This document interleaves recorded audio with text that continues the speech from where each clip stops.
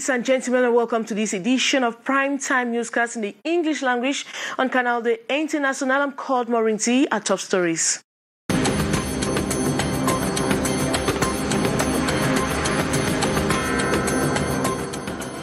One person is reported to have died after he was carried away by floods. The incident happens at Makepe and Misoke in the Douala 5 Council area. Inhabitants are said to have blocked the main roads to accelerate the search for his lifeless body in vain.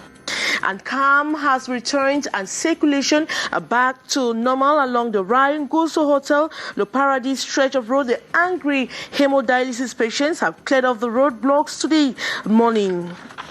And the Cameroon, we talk about football. Cameroon and the Confederation of African Football today signed a framework agreement binding the organization of the upcoming Total Energies African Cup of Nations. Those were major stories. Details right ahead.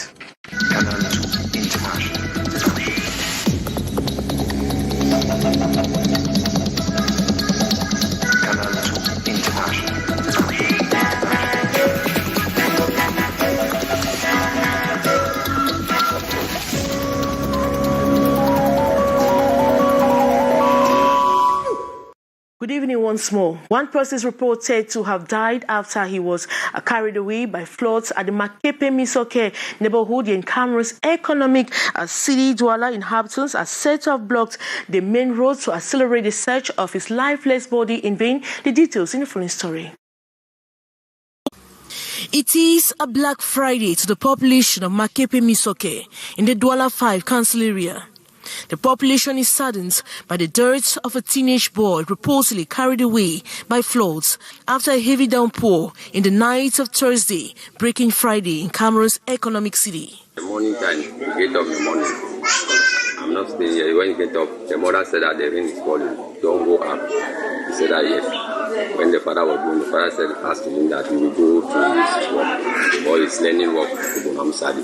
His old mother says she tried to stop his 18-year-old son from going out in vain, and now he's no more. I don't can carry go as we go down for day. People they say they define go or right that side. Oliver think me can't keep him for her say I can't shit on me. At press time, his cup was still to be retrieved from the waters. Inhabitants were forced to block the main roads linking Makepe Misok to other neighborhoods to accelerate the search for his lifeless body.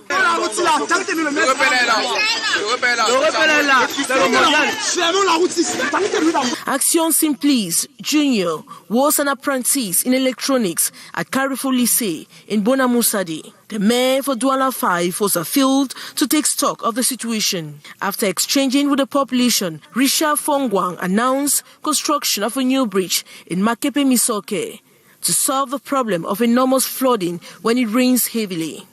He says works of the 100 million word project will be completed by February 2022. It should be noted, Makepe Misoke is a flood-prone area. Simplice dirt only comes to add to numerous other cases caused by floods in the area.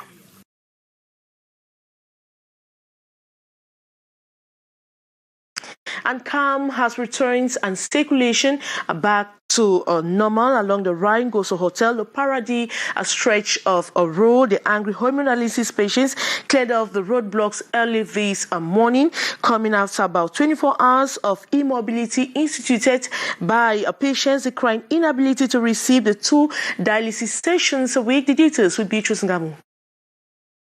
For 28 long hours, hemodialysis patients succeeded to paralyze circulation in the Nguso neighborhood from yesterday morning all night long till today morning.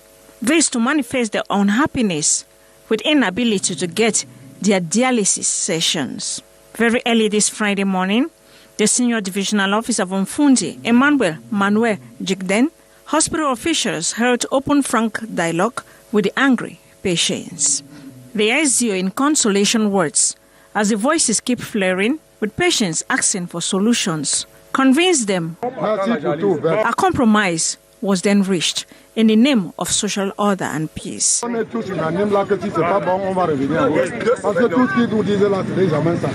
clearing of the road barricades then followed.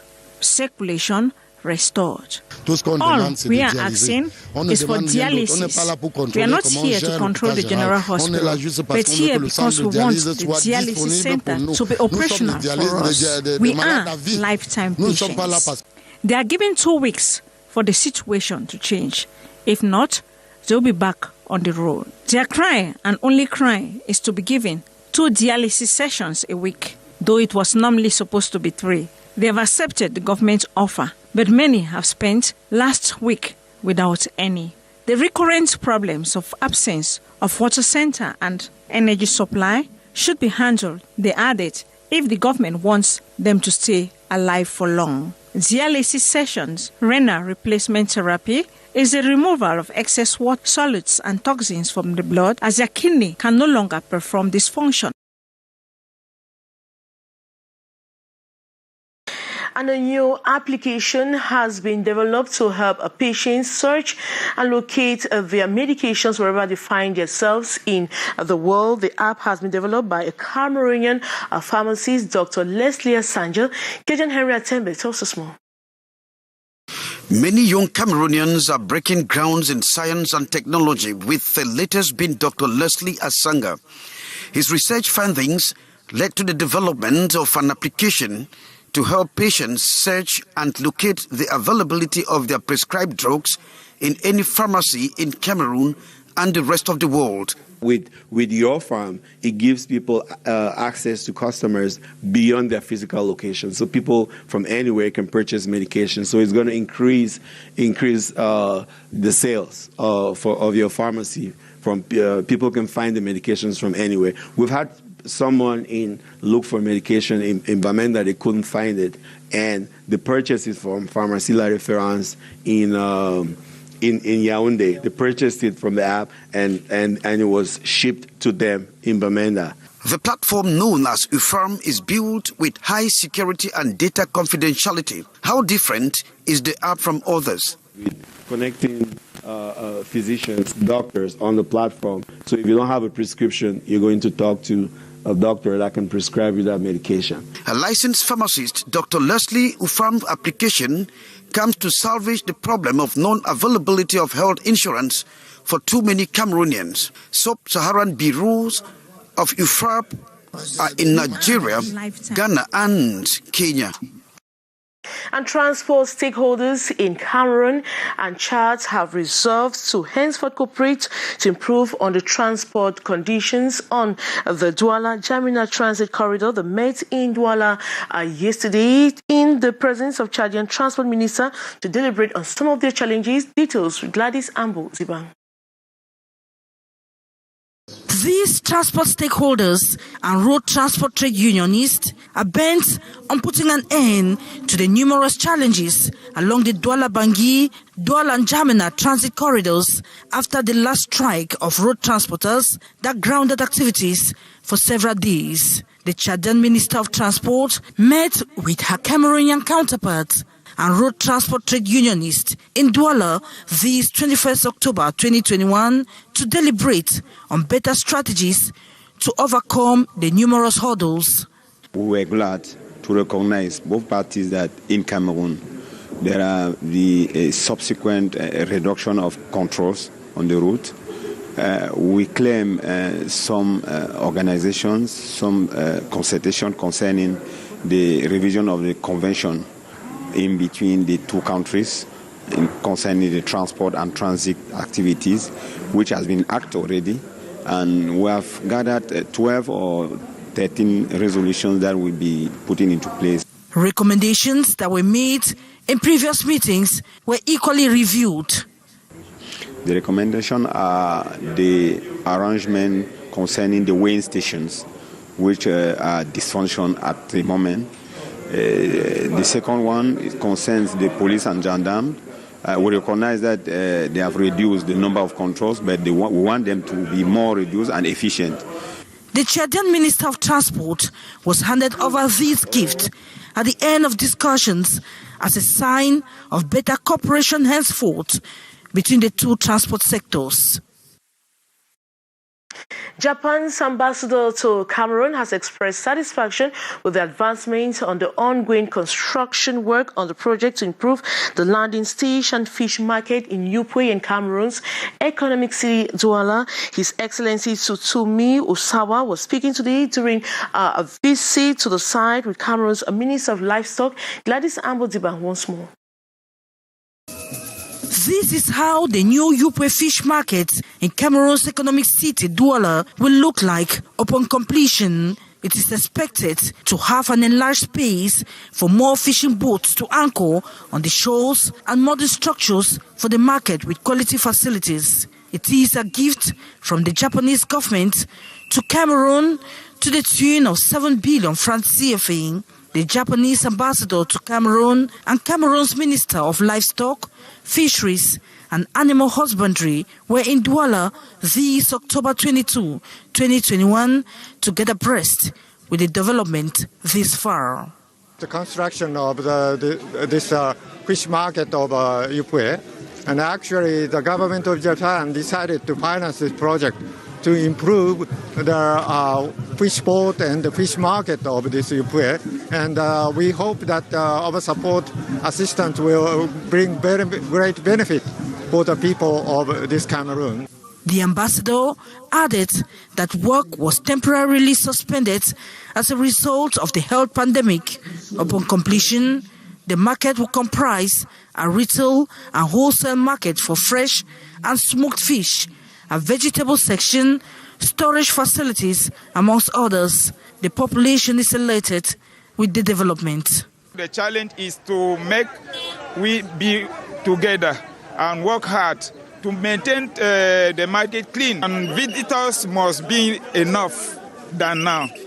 After a visit to the site and space for the storage of material, Minister of Livestock, Fisheries and Animal Husbandry, Dr. Tiger, said the project to be delivered in January 2023 is expected to attract more visitors.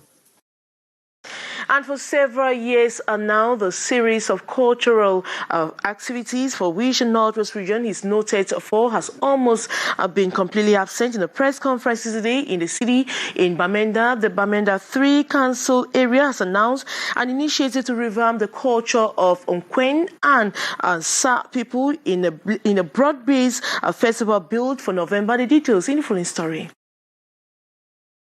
For some years now, there has been the absence of cultural festivals in the Northwest region, whereas the region has a rich cultural repertoire in dressing, dancing, singing, cuisine, scripture, and others.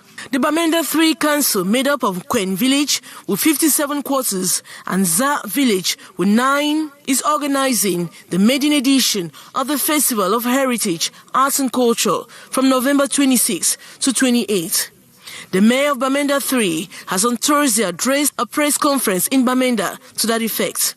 The various councillors in their various constituencies are doing a marvelous job. The quarter heads, socio-cultural leaders of various groups found within the municipality, they are already aware. They are just waiting for the D-Day. Journalists asked questions bordering on security, inclusiveness and sponsorship, among others. Conceived some months ago, mobilization has been going on 1 month to the event.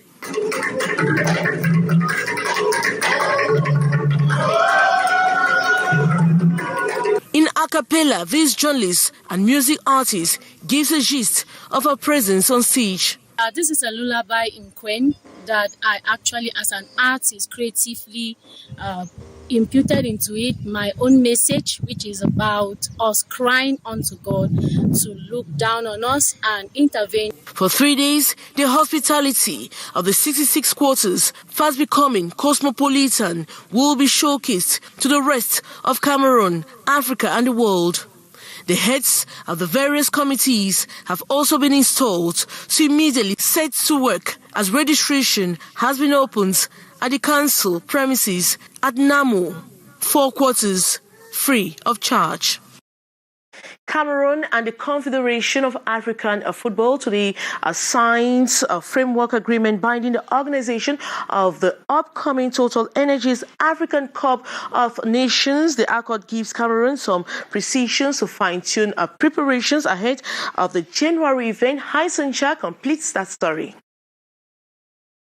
Signed, sealed and dusted, Cameroon now in possession of the framework agreement binding Cameroon and the Confederation of the African Football, CAF, for the organization of the 33rd edition of the Total Energies African Cup of Nations, Cameroon 2021. The document of specifications provides Cameroon with the judicial backing as the host of the upcoming African biggest soccer jamboree. An accord of 3 signatories. First Vice President of CAF, Augustin Senghor, who signs for the Continental Football Federation, Sedum Bombonjoya, penning for the Cameroon Football Federation, and Narcisse Mwele Kombi, Cameroon Minister of Sport and Physical Education, President of the Local Organizing Committee, COCAN, signing on behalf of the government of Cameroon. The CAF script challenges the country of the indomitable lions to use the additional tool of assurance as motivation to intensify preparations for a memorable AFCON.